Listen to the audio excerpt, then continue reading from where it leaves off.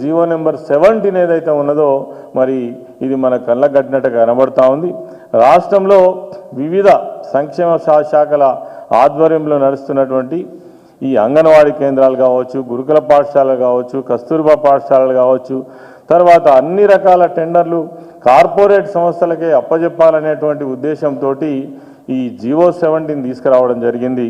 ప్రస్తుతం మరి స్థానిక కాంట్రాక్టర్లు ఆ మండలంలో ఉన్నటువంటి ఆ గ్రామంలో ఉన్నటువంటి వాళ్ళకు కావలసినటువంటి ఏర్పాట్లు చిన్న చితక కాంట్రాక్టర్లు బతుకుదెరువు కోసం చేస్తున్నటువంటి వాళ్ళను తొలగించేటువంటి ఒక కుట్రలో భాగమే ఈ 17 జీవో అనేటువంటి మాత్రం మనం ఖచ్చితంగా చెప్పచ్చు.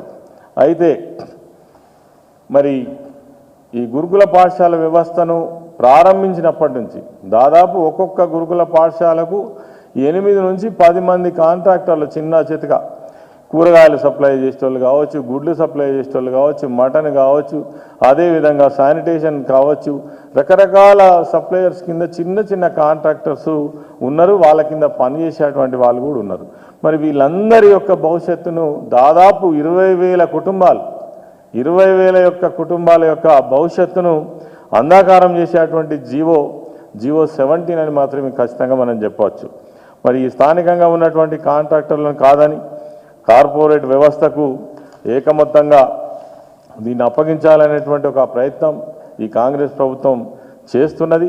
ఇది మంచిది కాదు.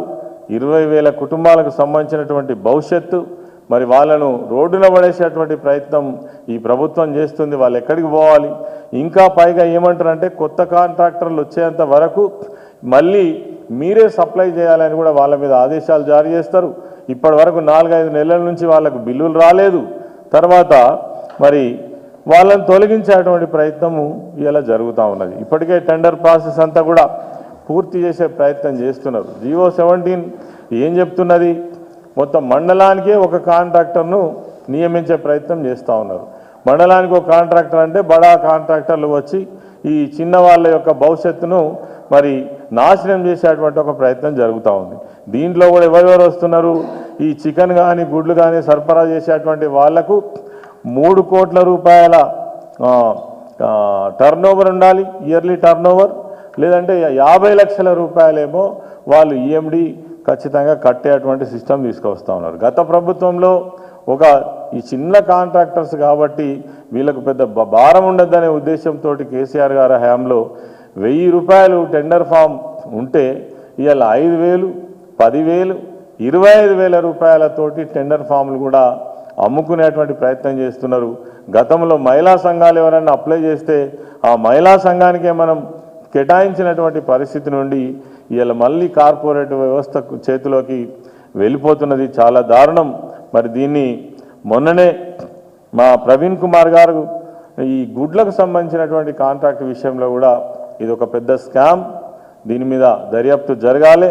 ఎప్పుడైతే 5 రూపాయల 50 పైసలు ఉన్నటువంటి కోడిగుడ్డు ధర ఏకమొత్తంగా 7 రూపాయలు ఒకేసారి చేయడం అనేటువంటిది, అదేవిధంగా దీన్ని సెంట్రలైజ్డ్ చేసి రాష్ట్రం మొత్తంలో ఒకే కాంట్రాక్టర్ గుడ్లు సప్లై చేయాలనేటువంటి ఈ ఉద్దేశం ఏదైతే ఉందో మరి ఖచ్చితంగా ఎవరినో బతికించడం కోసం ఎవరో లాభాపేక్ష కోసం చేస్తున్న ప్రయత్నం తప్ప ఇంకొకటి కాదు. దీంట్లో 2 విషయాలు, ఎవరినో బతికించడం కోసం ఒకవైపు, తర్వాత స్థానికంగా ఉన్నటువంటి చిన్న చితక కాంట్రాక్టర్లను చంపే ప్రయత్నం చేస్తున్నట్టుగా ఈ జీవో మాత్రం కనబడతా ఉంది.